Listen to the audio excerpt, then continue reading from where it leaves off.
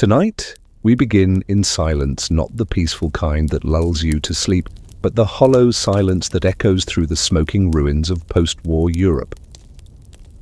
You stand in a Polish forest in early 1946, boots crunching over a trail of burnt paper, some of it from schoolbooks, some from ledgers listing names now turned to ash. The air smells faintly of old gunpowder and wet moss, and every step forward feels like trespassing on sacred ground. In the distance, a small group of gaunt survivors huddles near a train station, wrapped in borrowed coats, clutching bundles of hope that look suspiciously like pillowcases. They are not waiting for family, those are mostly gone. They are waiting for somewhere else, anywhere else, to let them start again. These are the Sheherit HaPleta, the surviving remnant, a phrase that sounds almost biblical but now means homeless, stateless Jews, with numbers tattooed on their arms, and no nations left to call their own. Most of the world doesn't want them. Britain is hemming and hawing about whether they can go to Palestine. The US is more interested in rebuilding Germany than absorbing refugees. And meanwhile, these survivors try to piece together who they are through lists, Red Cross, files, resistance records, letters, scrawled on scraps of cardboard in displaced persons camps. You flip through one Goldstein Mendel, last seen Lodz 1942, presumed perished. Another Freund Leah contacted cousin in Haifa, awaiting reply. The paperwork is haunting. It's also the beginning of something strange, because as awful as it is, this record-keeping becomes power. Whoever holds the memory, whoever names the names and counts the dead, begins to control the narrative.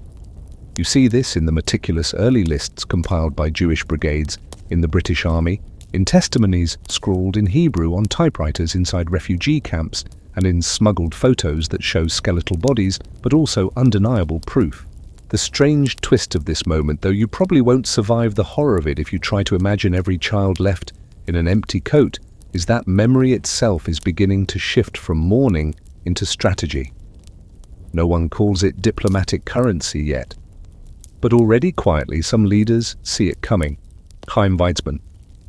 Israel's first president-to-be tells colleagues in private, we must remember, yes, but also organize. History's not enough. We need files, we need photos, we need testimony. So before you get comfortable, take a moment to like the video and subscribe, but only if you genuinely enjoy what I do here. Also let me know in the comments where you're listening from and what time it is for you. Now dim the lights, maybe turn on a fan for that soft background hum, and let's ease into tonight's journey together. Across Europe, the effort to remember becomes an act of resistance. One young man who escaped from Auschwitz, Rudolf Verber, begins to write down his memories with such obsessive detail that his words eventually help save thousands. In a monastery attic in Hungary, a rabbi hides hundreds of deportation documents, and somewhere in the south of France, a survivor digs up a buried canister filled with photos of her family, their last picnic before the trains came. It's not just nostalgia, it's evidence. And evidence, though it weighs heavy, begins to matter. Yet not everyone wants to dwell in these ashes. In early Palestine, Zionist leaders like David Ben-Gurion are deeply conflicted. On one hand, they need the moral weight of the Holocaust to justify statehood before the United Nations. On the other, they dream of a strong, heroic new Jew, muscular tan farming oranges and defending kibbutzim. Survivors, many still emaciated and broken, don't fit the image. Some are called sabonim, a crude, cruel slang meaning soap, a dark reference to rumors of Nazi atrocities. The shame is palpable. Still, the survivors keep coming, by ship, by truck, by hidden desert trail.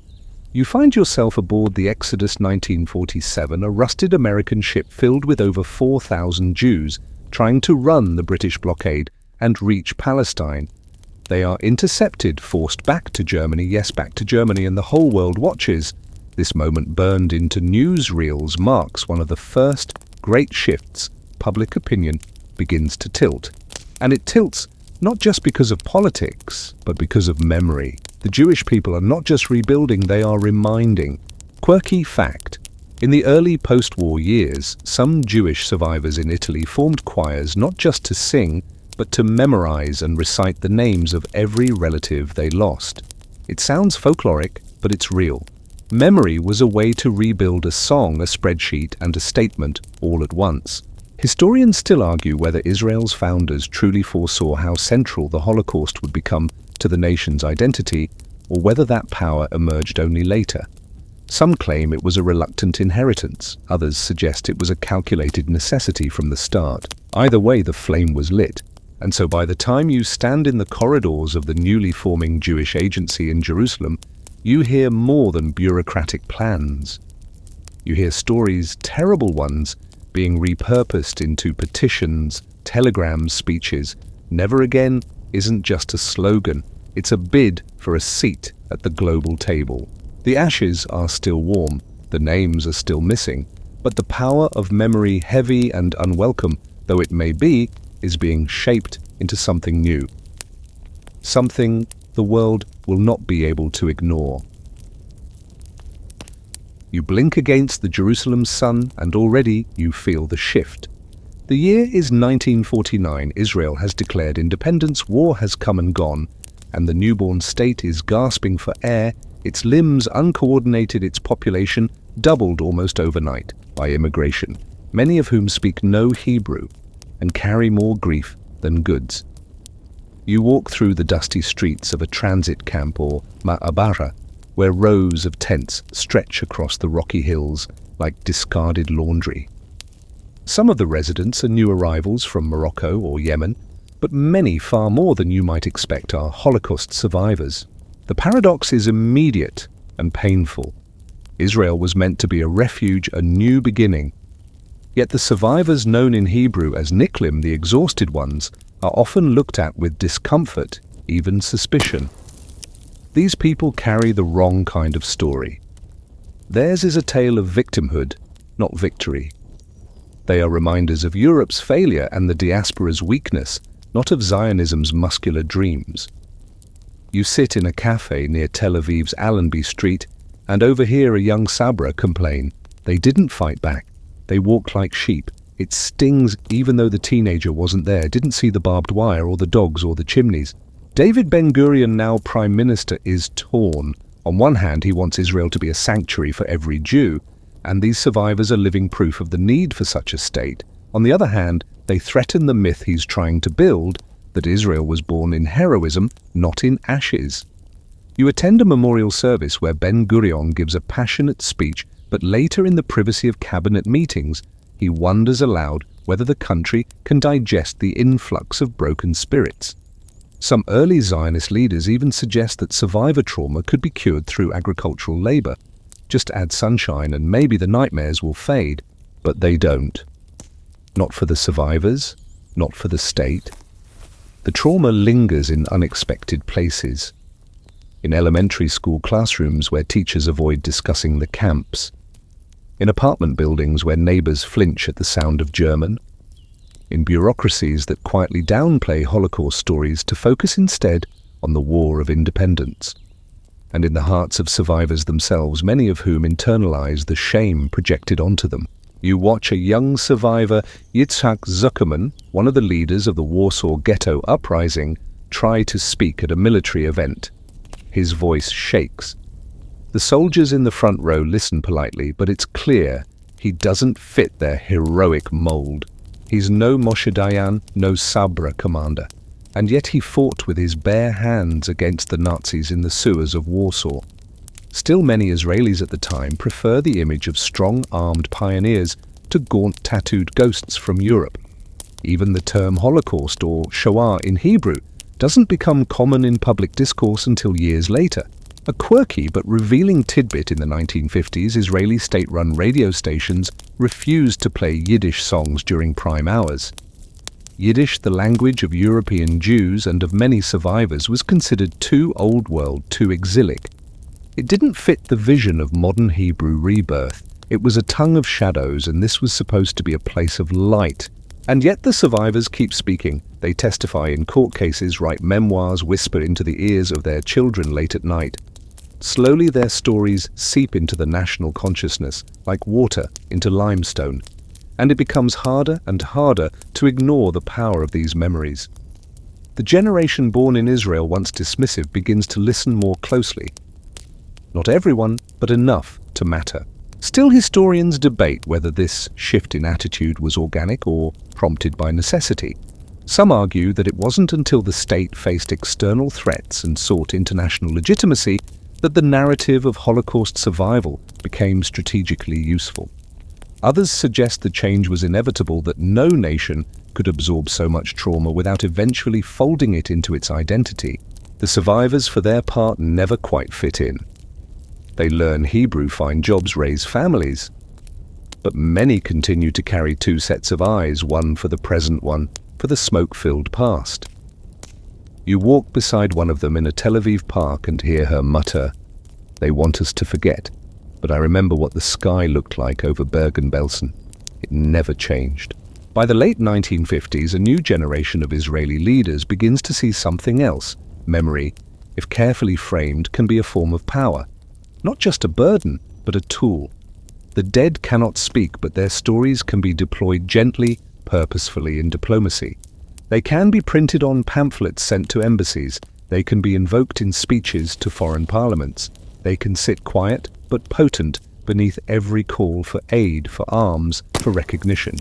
And so the shift begins, not overnight, not with fireworks, but you start to see survivors on postage stamps. You hear radio broadcasts commemorating deportation anniversaries. You find Israeli school books that begin to include Auschwitz not just as tragedy, but as proof. Proof of what happens when Jews have no homeland. Proof of why Israel must exist. From the ruins of ghettos and camps, a narrative is rising, fragile, contested, deeply human. And whether you're ready for it or not, that narrative is about to step into the spotlight. You find your seat in the courtroom just as the guards close the doors. The room is unnaturally quiet, like the air before a thunderstorm, but it's not weather. You're sensing its history cracking open. It's 1961 and you're in Jerusalem, where Adolf Eichmann, the man who helped orchestrate the trains, the ghettos. The final solution now sits in a custom-built, bulletproof glass box, stiff in a grey suit, looking more like an exhausted accountant than the architect of industrial genocide. He doesn't glare, he doesn't cry, he just sits there. And suddenly the Holocaust has a face. But it's not just about him. This trial isn't only about guilt and justice, it's about voice. Israel, for the first time, is broadcasting to the world not just what happened in Europe, but what it meant. Witness after witness steps forward, their voices falter, but they speak. You hear about mothers suffocating their children to save them from Nazi dogs. You hear about shoes, always the shoes, thousands of them piled like ocean waves. And you hear, perhaps most importantly, survivors using Hebrew, not Yiddish, their pain finally given state-sanctioned language. The courtroom becomes part theatre, part graveyard, part rebirth. Outside, schoolchildren crowd around radios, in cafes, cab drivers pause to listen. The country halts as if everyone has realized that something long buried is clawing its way into the national light. For many Israelis, this is the first time they've truly heard these stories, not whispered across dinner tables, but projected through microphones aired on global broadcasts. Memory long carried in private has now been nationalized. David Ben-Gurion, watching closely from his office, understands what is happening. He knows the trial will change how the Holocaust is remembered, not just by the world, but by Israel itself. And it's not accidental. He wanted it that way. This is the first trial conducted entirely by Jews in a Jewish state for crimes against the Jewish people. No Nuremberg foreign judges, no American prosecutors. This is ours, the subtext says. We are reclaiming the narrative. Historians still argue whether the Eichmann trial was more about justice or performance. Some suggest it was a show trial designed to educate the public. Others say it was a necessary confrontation with repressed trauma. Still others point out how carefully curated the witness list was, not just to prove Eichmann's guilt, but to give voice to a wide tapestry of survivor stories. Either way, the impact is undeniable. Quirky detail: the glass box Eichmann sat in was built not by an Israeli defense contractor, but by a local aquarium manufacturer. Imagine that one of the most important trials of the century, and the central exhibit was encased like a tropical fish. You watch Gideon Hausner, the state prosecutor, deliver his famous opening, "I do not stand alone. With me stand 6 million accusers." He gestures to the empty courtroom seats beside him, and suddenly you feel them there too. The space fills with phantoms. And in that moment, the trial becomes more than a reckoning, it becomes a ritual of remembrance. Outside Israel, the world is watching. The televised proceedings beam survivor testimonies into German living rooms and American offices. The footage is grainy, the sound tinny, but the words are sharp as razors. Politicians in Europe squirm. Journalists try to process. In Washington, State Department officials begin to understand what Israeli diplomats have always known. Invoking the Holocaust is not just a cry for sympathy, it's a moral claim. Inside Israel, the trial leaves scars and seeds. Survivors once shamed or sidelined are now seen as witnesses, even heroes. Their trauma is still raw, but their stories now build something, a moral framework, a cultural narrative, a kind of shield. You walk past a group of university students arguing whether Eichmann represents pure evil or just bureaucratic cowardice. You overhear someone murmur, "He was just following orders," and someone else respond, "And we were just following corpses." The trial also cracks open difficult questions. Can memory be trusted after trauma? Can justice truly be done for crimes of that scale? The judges issue a guilty verdict and Eichmann is hanged. In 1962, the only civilian Israel has ever executed. His ashes are scattered at sea, but the waves he stirred ripple far beyond the courtroom. In the months after the trial, demand surges for Holocaust-related publications, memoirs, and school curricula. Survivors who once hid their numbers begin to speak at public events, and diplomats, here's the quiet shift, begin to use Holocaust references in negotiations. They draw lines between past and present. They warn that Jewish suffering must never be repeated. They leverage that memory not just for moral comfort, but for strategic purpose. One Israeli ambassador to the UN later quips that the shadow of Auschwitz walks beside every Israeli diplomat. He doesn't mean it flippantly, he means it as fact. The trial made that possible. It gave structure to sorrow, and sorrow, once given structure, becomes surprisingly versatile. By the time you leave the courthouse blinking into the bright Mediterranean sun, you know the world has changed. Eichmann is gone, but the stories remain. And those stories, once whispered, once buried, are now louder than ever. They are beginning to carry weight in places you never expected. Conference tables, Senate hearings, UN podiums. History is no longer just a record, it's a resource. You walk slowly now up the wooded slopes of Mount Herzl, where the wind whistles through pine trees that were never meant to grow in this climate, where the dirt is too red and the rocks too stubborn. It's 1953 and bulldozers are carving into the hillside above Jerusalem to build not a home or a fort, but a memory. The air smells of dry earth and cement dust, and scattered across the site are piles of concrete blocks, rebar, and carefully marked stones. You're standing in what will become Yad Vashem, Israel's official memorial to the victims of the Holocaust, though no one yet calls it the World Holocaust Remembrance Center. That brand comes later. For now, it's something raw. A national attempt to give shape to grief. The foundation stone has just been laid, and you can feel the weight of expectation on the architect's shoulders. It is to be a museum, a hall of names, a garden of the righteous. A library, a research institute, a diplomatic tool. Though no one says that part aloud yet, back in the Knesset the debates have been ferocious. Should Israel spend its scarce resources on a monument to the dead when so many living Jews still need homes, hospitals, and security fences? Some lawmakers argue that the best way to honor the murdered 6 million is by building the future, not digging into the past. But Ben-Gurion insists memory must have a home, and not just for Israelis, but for the world. Because this is the moment where memory becomes architecture, and architecture becomes diplomacy. Yad Vashem is not just a museum. It is designed very intentionally to invite foreign dignitaries. You overhear a planner mutter, "We need to make room for state visits," and so they do. Stone pathways wide enough for motorcades, a reception hall suitable for presidents and popes, a viewing area that will one day allow chancellors and monarchs to bow their heads just long enough for a photo op and maybe for a lump in the throat. You see the symbolism in every design choice. The first hall of remembrance is dug into the mountain itself. No windows, no sunlight, just eternal flame and engraved names. The message is clear: the Holocaust is part of the bedrock, not just of Jewish suffering, but of Israeli statehood.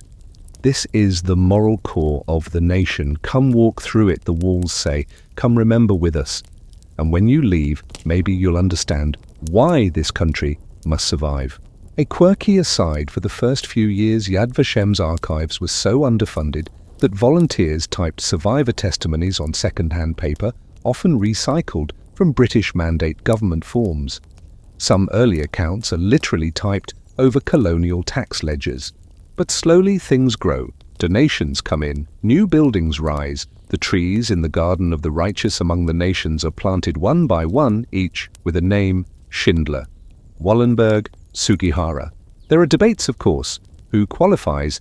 Should someone who saved 5 Jews be honored the same as someone who saved 500? Historians still argue whether the program truly captures the complexity of rescue or simply packages it for easy consumption. Either way, the trees are there. They bloom, they cast shadows, and under those shadows, Israeli leaders begin to guide their guests. By the 1960s, no serious state visit is complete without a stop at Yad Vashem. You tag along with a French president whose aides fidget as they step into the darkness of the memorial hall. A West German chancellor visibly trembles as he lays a wreath. A US senator wipes his eyes, then signs a foreign aid bill a week later. You realize that what's happening here is subtle but monumental. Yad Vashem becomes not just a site of mourning, but a site of persuasion. A sacred space where memory reinforces policy. Never again echoes not just as a moral imperative, but as a justification for weapons, borders, and political red lines. And it works. One American diplomat, after visiting, reportedly said, "Now I understand why they need those tanks." Inside Israel, the memorial reshapes education. School trips begin bringing teenagers to weep beside cattle cars and photo walls. Military officers are sworn in here under the gaze of history. You watch a young IDF lieutenant, tears slipping down his cheek, promise to defend the Jewish people at any cost. The past you see is not passive. It's been weaponized, not in a sinister way, but in a self-protective one. The Jewish state, forged by genocide, now carries its ghosts into every meeting, every negotiation, every strategic decision. Historians debate whether this instrumentalization of memory was cynical or inevitable. Did Israel turn the Holocaust into diplomatic capital on purpose, or did the world's reactions simply make it so? Some say Yad Vashem was always meant to influence. Others argue that it's just human nature. We build monuments so others don't forget what we cannot afford to. Regardless, you can't deny the effect. Holocaust memory becomes a kind of passport, allowing Israel to enter rooms it otherwise couldn't, to frame its policies in existential terms, to say, this is not just politics, this is survival. And so the concrete settles, the plaques are bolted in place, the archives fill with names and tears, and somewhere beneath the floor of the new museum wing, a diplomat drafts a letter that begins not with "Dear Minister," but with a paragraph about Auschwitz. You're standing in a wood-paneled room that smells faintly of cigar smoke and German bureaucracy, watching as 2 men, one Jewish, one German, sign a document that will forever link their nations in uneasy, paradoxical partnership. The year is 1952, the city is Luxembourg, and what's just been signed is no ordinary agreement, it's a reparations deal. West Germany has agreed to pay Israel 3 billion Deutschmarks in goods and services over the next decade, and suddenly the unthinkable has happened. The state built by survivors is now doing business with the heirs of their murderers. You shift uncomfortably. Everyone does. The ink on the agreement isn't dry before protests erupt across Israel. You watch thousands of demonstrators flood the streets of Jerusalem and Tel Aviv, hoisting banners that scream betrayal. Young Holocaust survivors throw stones at police barricades. Men in black hats chant psalms of mourning. A woman holds up a sign that reads, "We will not buy bread with Jewish blood." It is not a small disagreement, it is a national crisis. David Ben-Gurion faces a storm of fury. But behind closed doors, he remains resolute. Germany destroyed our people, he tells his cabinet. Now they will help us build. It's a brutal calculus, but he believes in it. Israel is poor. Its people are traumatized. It needs ships, trains, factories, fertilizer, things money can't buy fast enough. But West Germany, trying to earn back international legitimacy, is willing to provide them in the name of contrition.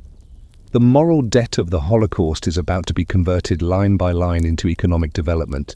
Quirky twist: one of the earliest items Israel receives as part of the deal is an industrial-scale knitting machine. It sounds absurd, but that machine knits uniforms for new immigrants, many of whom lost everything, including their dignity in the camps. Somehow, stitches become symbolism. Still, the moral cost is staggering. For weeks, the country convulses with debate. In the Knesset, Menachem Begin pounds the podium in fury, his voice shaking as he denounces the agreement. No one has the right to forgive. He yells, not those who were burned, not those who perished. Ben-Gurion stares him down but says little. It is one of the most electric, agonizing moments in Israeli political history. Outside Israel, though, the agreement lands differently. In Washington, diplomats murmur that this is a step toward reconciliation. In Bonn, West German officials sigh with relief. And across Europe, Holocaust reparations become a shorthand for atonement. Whether or not it's sincere hardly matters, the optics are potent. Historians still argue whether the reparations agreement was a pragmatic stroke of genius or a moral compromise too far. Some say it allowed Israel to survive, others say it tainted the founding ethos of the state. But no one doubts its significance. It marks the moment when Holocaust memory became not just emotional currency but actual currency, and with it a new form of diplomacy is born. You follow the story into the ports of Haifa, where shipments of German machinery arrive under heavy guard not because of security threats, but because of shame. Many Israelis refuse to unload the cargo. Some workers walk off the docks rather than touch crates marked "Made in Germany." Others break down and cry when they see their own tattooed numbers reflected in the steel. But still the cargo is unpacked, the machines are installed, the factories hum to life, and the economy begins to grow. German reparations fund about a third of Israel's development budget in the 1950s. Roads are built, buses are purchased, entire towns rise from the dust with the help of these reparations. The contradiction is brutal, but it's effective. Diplomatically, the deal opens doors. Israel's willingness to engage with West Germany positions it as a rational modern actor, not just a wounded survivor state, but a state capable of reconciliation and statecraft. The US takes note. So do other European powers. You hear it in the speeches. Israel, born of the ashes, now leads with maturity and purpose. It's not flattery, it's calculation. Inside the foreign ministry, you hear another shift. Israeli envoys begin referencing the Holocaust in cables and strategy meetings, not sentimentally, but strategically. The logic is simple: if the world understands what the Jews endured, it will be less likely to ignore their needs. Aid requests now include Holocaust context. Security appeals invoke past abandonment. Never again becomes more than a slogan. It becomes a diplomatic skeleton key. A curious fringe fact: Israeli diplomats were instructed to never directly accuse modern German leaders of anti-Semitism, even when tensions flared. The idea was to distinguish post-war Germany from Nazi Germany, at least publicly, so that the moral weight of the Holocaust could remain focused on the past, not muddied by the present. And so by the end of the decade, Israel has developed a strange kind of moral leverage. Pain has been converted into policy. Memory has become material. And while many Israelis still walk with haunted eyes, their leaders are using that gaze to stare down the world's indifference. You watch a young Israeli foreign minister rehearse a speech for a European summit. His voice is calm, measured, but his closing line pierces the room. We do not ask for pity. We ask for understanding. We ask for partnership. And we remind you, when the world turned its back, 6 million of us disappeared. The room falls silent. No one argues. Because memory sharpened by necessity has become persuasion. And persuasion, when backed by justice, is a force even stronger than vengeance. You're seated in a polished Washington office with the air conditioning too high and the carpeting too soft, watching a game unfold that isn't quite chess, isn't quite poker, but absolutely depends on the power of memory. It's the 1960s now, and Israel's diplomats in the United States have perfected a quiet skill, invoking the Holocaust with just enough weight to influence policy without overwhelming the room. You hear the cadence in their voices, calm and deliberate, a soft echo of Europe's silence turned into America's attention. It begins with a photograph, always. A black and white image of a boy behind barbed wire, or a rail car, or a pile of spectacles. These are not props. They are proofs. The US officials fidget, clear their throats, sip coffee they no longer taste. No one says the word guilt, but it hangs in the air like smoke. A senator, after one such meeting, mutters, "They don't ask for anything, and somehow I still feel like I owe them everything." What Israel is learning, what it has learned, is that Holocaust memory doesn't need to scream to be heard. It just needs to be present. In every budget hearing, in every arms request, in every debate about whether Israel's security needs are reasonable, there's an unspoken refrain. You know what happens when we're left alone? Quirky fact, Israeli embassy staffers kept an informal log in the 70s of which American congressmen responded better to historical appeals and which ones tuned out at the first mention of 1939. The working title of this private list, our Yahrzeit Caucus. The Holocaust becomes a kind of diplomatic wallpaper, never the centerpiece but always in the background. It shows up in op-eds penned by Jewish American leaders urging Congress to increase foreign aid. It lingers in the pages of speeches where Israeli prime ministers link contemporary threats, Egypt, Syria, the PLO, to historical ones. This is not just about land, Golda Meir tells an American audience.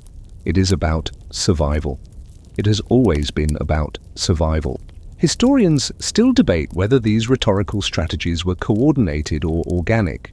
Some argue the Israeli government deliberately trained diplomats to evoke Holocaust imagery. Others say it arose naturally, shaped by the trauma that permeated every family, every room, every negotiation. Either way, it's effective. In 1962, US aid to Israel was $13 million. By 1971, it had ballooned to over $500 million. Coincidence? Possibly. But persuasion matters, and memory persuades. You flip through internal memos from the State Department and see the phrase moral imperative appear again and again. You hear advisors to Lyndon Johnson and Richard Nixon whisper that Israel's history complicates everything. It does, but it also opens doors. In moments when Israel's actions are controversial, bombings, raids, occupation supporters remind the world what happened when Jews had no army, no state, no allies. And just like that, the debate shifts. Of course, not everyone is swayed. A few critics raise eyebrows at what they call memory politics. They argue that invoking the Holocaust to justify military action is manipulative. But those voices are drowned out by the images, the camps, the bodies, the children. The world still remembers. And Israel, without ever having to say it outright, uses that memory to draw red lines the US hesitates to cross. And here's the deeper twist. It's not just about Israel anymore. American Jews, many of whom didn't lose immediate family in the Holocaust, begin to frame their own identity around it.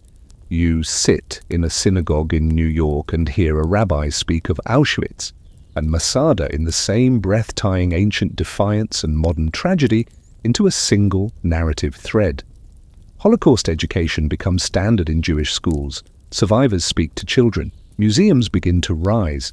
This shared memory becomes a bridge.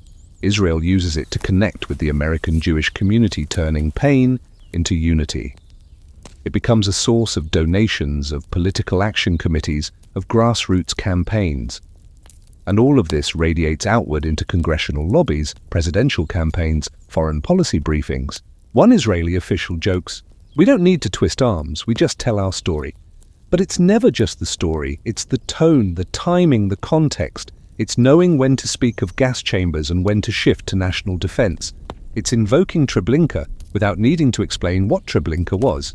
You hear it again in 1973 after the Yom Kippur War, when Golda Meir addresses an American TV audience. She says, "When we say never again, it is not a threat, it is a vow."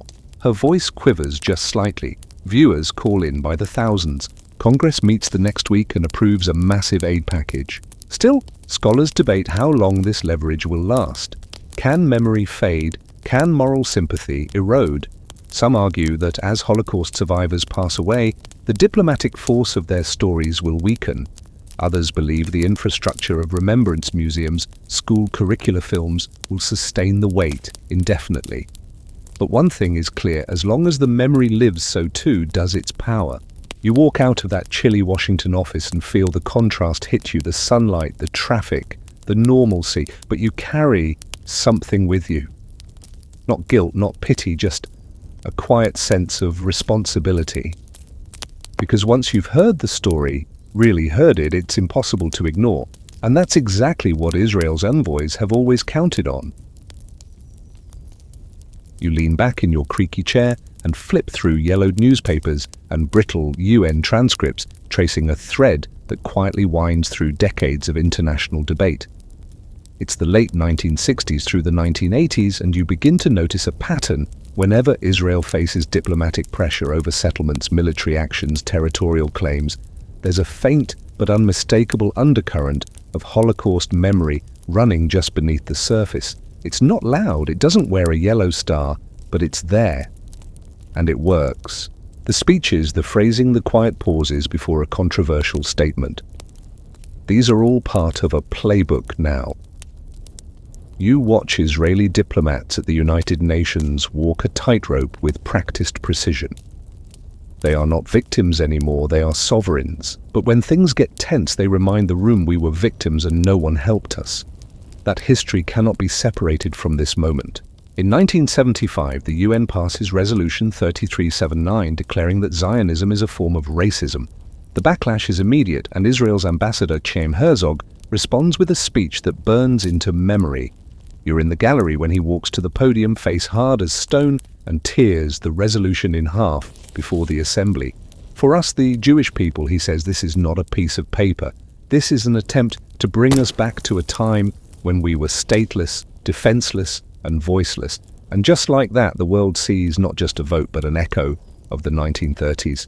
Historians still argue whether this was savvy public relations or righteous fury. Some say Herzog knew exactly what buttons to push. Others believe the wound was too deep for calculation. Either way, the moment sticks. The image of a Jew born in exile now tearing up the script of hatred reverses a century of helplessness. And people notice. Quirky detail. During that UN session, a group of American Jewish students in New York held a parallel protest, dressed not in modern clothes but in makeshift concentration camp uniforms made from old pajamas and charcoal. Their logic: if the world is returning to 1938, we'll dress the part. That demonstration didn't change the resolution, but it did make headlines. In the following years, Israel increasingly folds Holocaust memory into its international messaging. The Six-Day War, the Munich massacre, the Entebbe raid, each becomes more than a military or political event. They're framed as proof that Jews will never again go quietly. Auschwitz taught us to fight back, says Yitzhak Rabin in one televised interview, and Entebbe showed we could. Meanwhile, global Jewish organizations amplify the messaging. In Canada, Holocaust remembrance becomes central to lobbying for anti-hate laws. In the US, major Jewish lobbies ensure that Holocaust education is funded, promoted, and woven into the fabric of civic memory. It's not coercion, it's conditioning. You remember, therefore you act. You remember, therefore you support. But this rise in memory diplomacy also creates friction. In the global South, particularly among non-aligned nations, Israel's repeated invocation of Holocaust history is met with increasing skepticism. Some delegates whisper that Israel hides behind its trauma. Others, particularly Palestinian representatives, begin to position themselves as the new dispossessed. You lost your homeland, and now you deny ours, one Libyan envoy says at a summit. The historical echoes become contested terrain. Inside Israel, intellectuals begin to wrestle with the ethical tightrope. Some warn of Holocaust fatigue. Others argue that by constantly invoking the Shoah, Israel risks flattening the complexity of its current policies.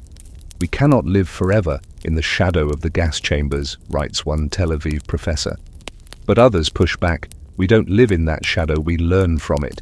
Still, the strategic impact is undeniable. You watch a Western diplomat stall on a proposed arms embargo after an Israeli envoy reminds him of how quickly European Jews were abandoned in 1939.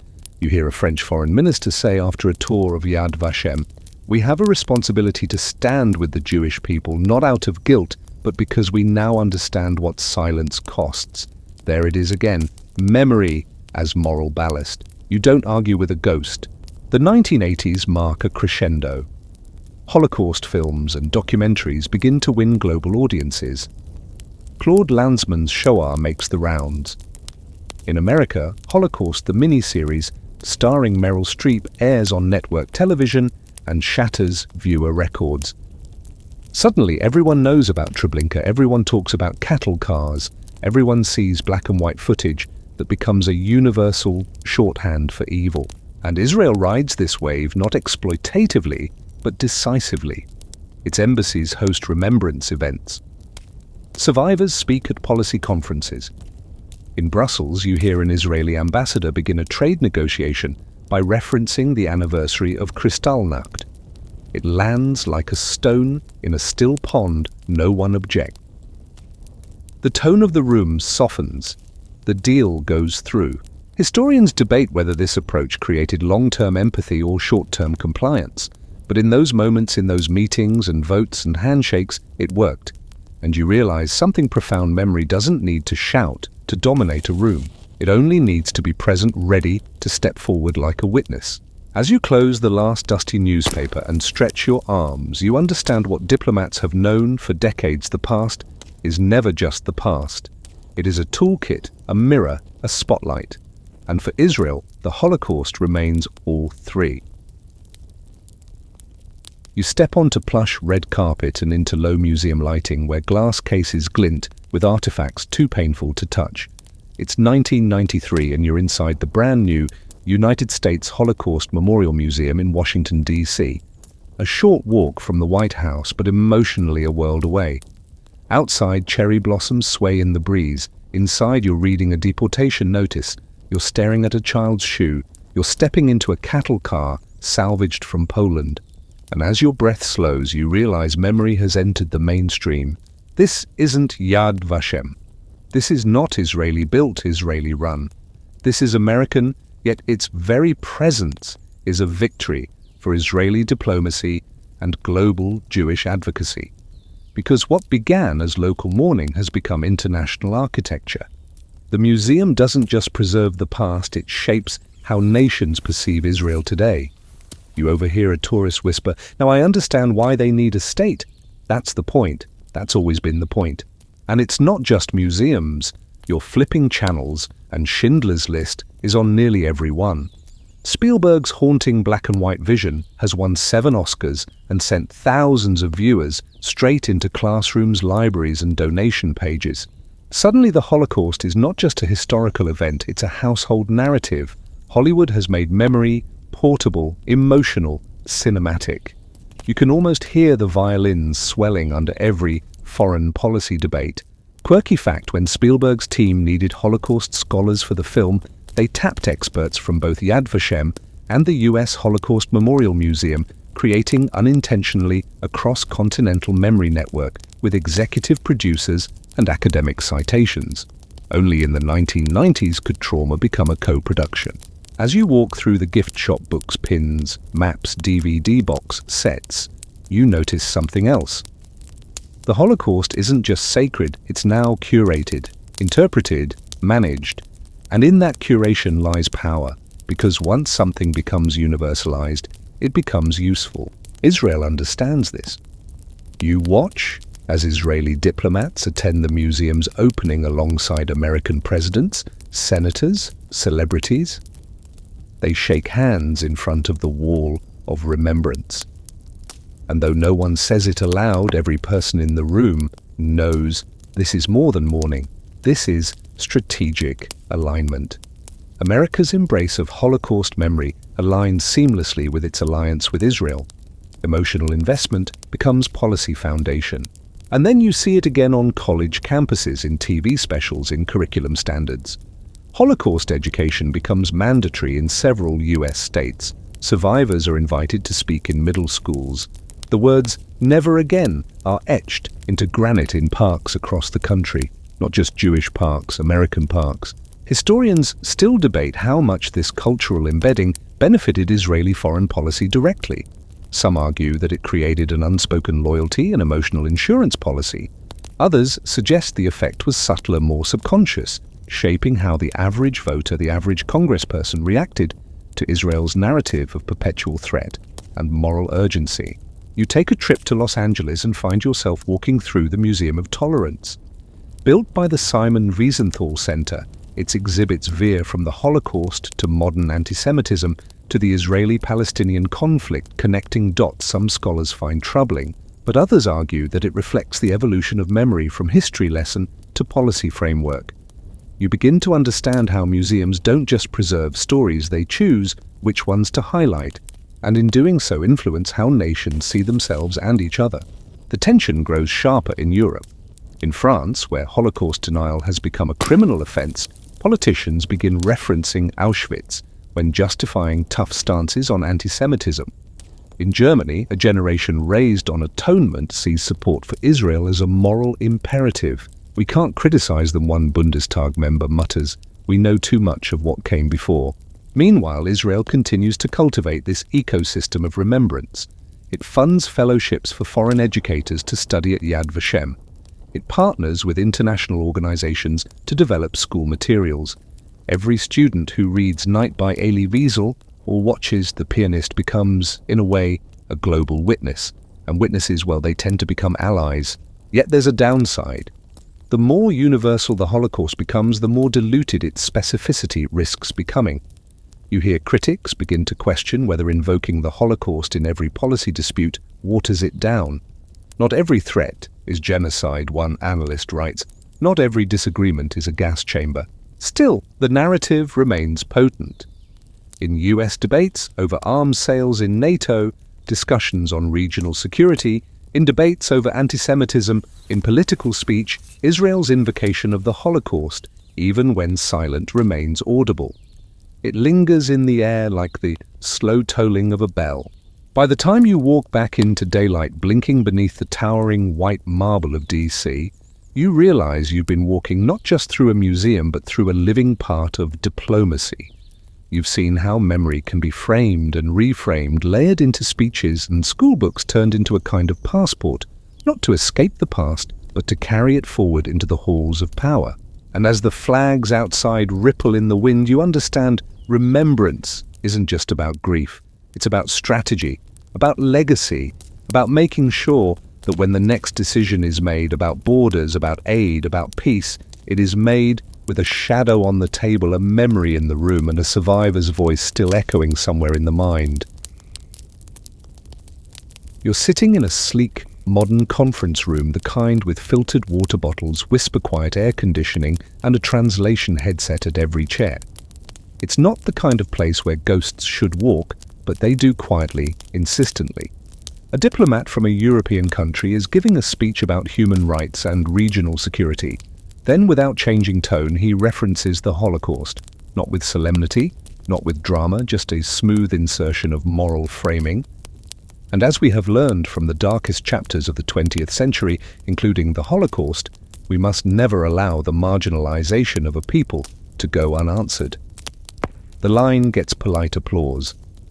But you feel the unease behind the clapping, because by now in the early 2000s and 2010s, something has shifted. The Holocaust is no longer just a memory to be honored, it's a moral currency that others want to spend too.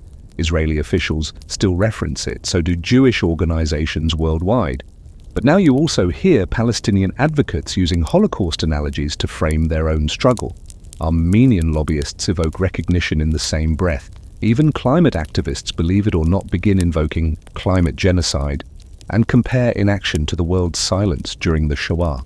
Quirky and a little uncomfortable, in 2015, a social media campaign against factory farming used Holocaust images, actual archival photos juxtaposed with livestock conditions. The backlash was swift, but the message was clear. The Holocaust's moral resonance had become universal shorthand for never again, regardless of the context. And not everyone liked that. In Israel, reactions are mixed. On one hand, this globalization of memory affirms the Holocaust's central place in human history. On the other, it risks turning a very specific Jewish tragedy into a general metaphor, diluting its distinctiveness. And as the last living survivors begin to fade from public life, replaced by video testimonies and holographic projections, the question looms larger: who owns the memory now? Historians still argue whether Israel's early diplomatic efforts helped preserve the Holocaust as a uniquely Jewish touchstone, or whether they inadvertently set it adrift into the wider world of moral rhetoric. Some claim that by building museums, memorials, and curricula everywhere from Paris to Los Angeles, Israel gave others the tools to make the Holocaust theirs too.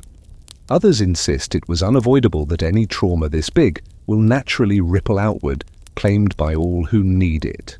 You attend an EU human rights panel in Brussels and the word Holocaust appears no fewer than 6 times.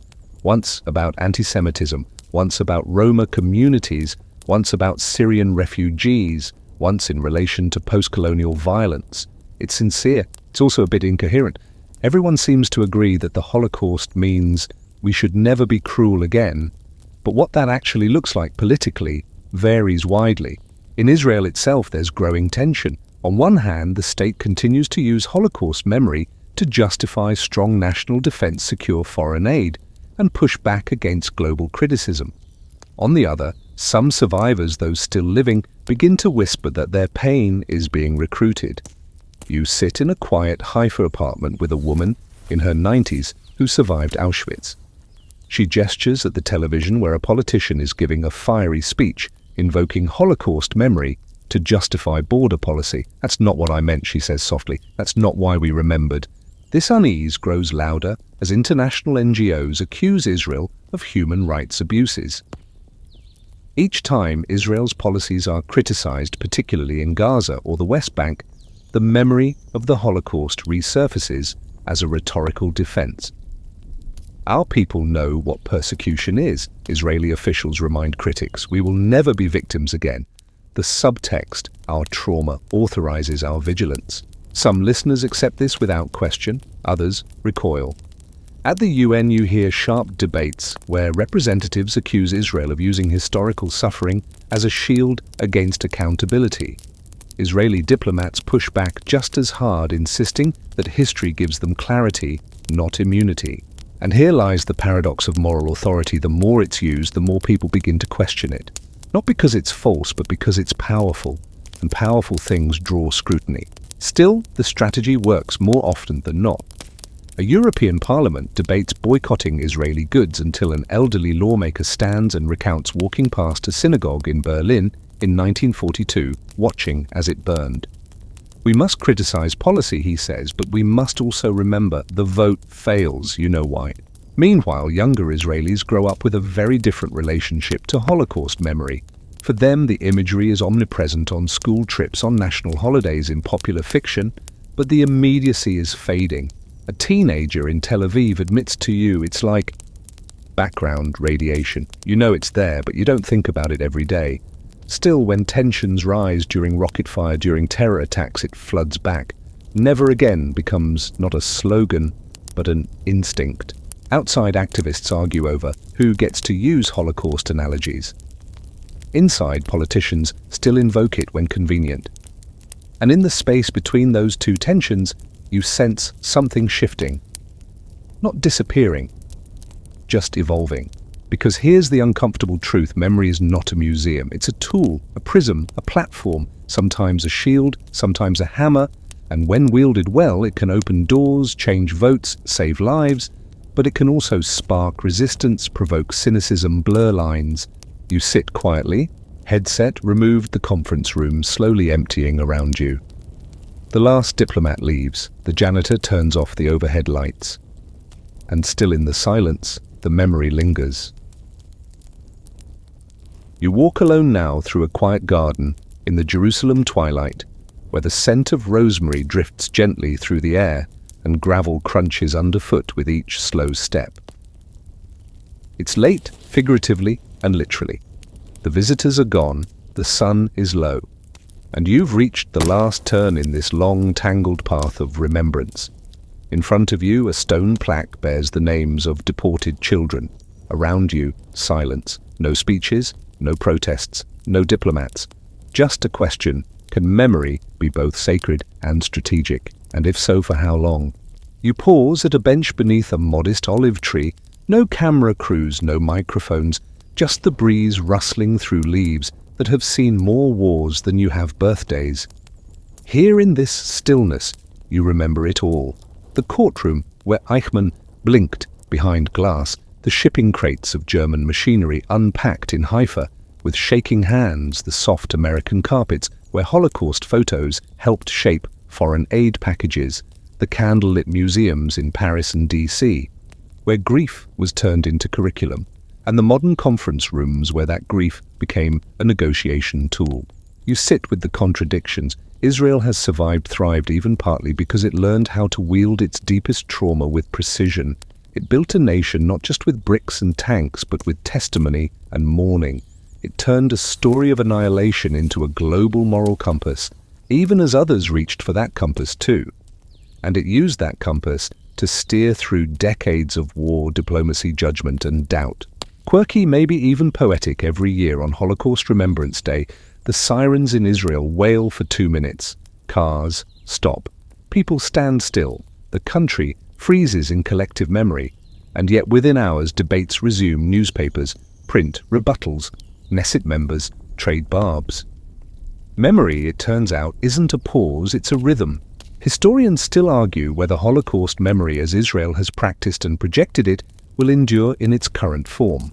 Some predict its influence will diminish as survivors vanish and new generations carry different concerns. Others argue it has become part of the geopolitical landscape, a built-in moral gravity that won't easily dissolve. One scholar writes, even if the memory fades, the infrastructure it built will remain. And that's perhaps the most delicate question of all. What happens when the memory outlives the witnesses?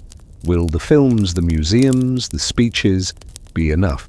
Will the names etched into marble still move people when there's no trembling voice left to say, "That was my mother"? You glance up and imagine a future ambassador standing before a new generation of world leaders. They speak of history not as something that happened to them, but as something they were trained to honor. Will the audience still feel the weight? Or will they shrug, distracted by their own present, their own crises? And yet even now the memory still burns. Not in bonfires of outrage, but in embers of conviction. In the quiet way a foreign minister bows at Yad Vashem. In how a teacher in Warsaw insists on 1 more hour of Holocaust education despite a crowded syllabus. In how a 16-year-old in Atlanta, after watching the pianist Google's Treblinka and spends the next 3 hours learning unprompted.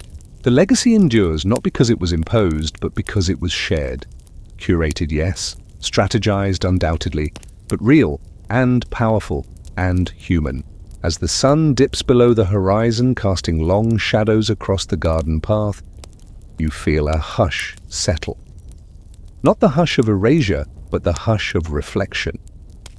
You remember that this entire journey began in silence, in forests of ash, in trains of despair, in the eyes of people no one wanted to see. And now the world sees, maybe imperfectly, maybe unevenly, but it sees. The plaques will weather, the trees will age, the debates will evolve, but somewhere, always, someone will stand in a room, mention the Holocaust, and the room will pause, and that is no accident. That is the echo of strategy and sorrow, braided together, echoing through generations like a soft but steady song. So you rise, you take one last look at the names, you step back onto the main road, heart heavier but clearer. Because the memory has not vanished, it has simply changed form. And in doing so, it has changed the world. And now the night folds gently around you. The noise of memory fades into stillness. The speeches and sirens, the courtroom whispers and museum murmurs all dissolve into the background like a radio, slowly turning to static, then silence. You breathe in slowly, deeply, and feel the weight of it all settle. Not as a burden, but as a blanket. The gravel path in your mind grows quieter with every step. That stone garden fades into soft evening mist. The olive leaves no longer rustle, they rest. The memorials, the archives, the train tracks, the echoing halls, they stay where they are. You've carried them far enough for now. Let them wait. Let the names rest on their plaques. Let the debates pause mid-sentence. Let the candlelight flicker until morning. You've traveled through history, through shadow and defiance, through the cold logic of power and the warm pulse of remembrance. And now, you deserve peace.